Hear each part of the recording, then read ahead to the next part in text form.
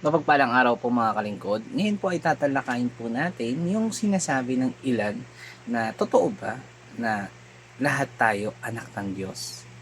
Ano ba sinasabi ng Biblia? Ang sinasabi po ng Biblia sa John 1:12, subalit ang lahat ng tumanggap at sumampalataya sa Kanya ay binigyan ng karapatan maging mga anak ng Diyos. Diba? Mga kalingkod, gusto ko lang po linawin na tayo po ay galing sa Diyos. Ngunit kung ikaw ay walang pananampalataya at hindi mo tinanggap si Jesucristo bilang Diyos at tagapagligtas ng buhay mo, mga kapatid, masakit na salita, hindi ka anak ng Diyos. Di ba? Kasi ang sinasabi po sa John 1:12 ng lahat ng sumampalataya lamang. Kung ikaw ay walang pananampalataya sa Panginoong Jesucristo, hindi ka niya anak. Kaya hindi mo pwede sabihin na anak ka rin ng Diyos. Kung hindi ka sumasampalataya, hindi ka anak ng Diyos.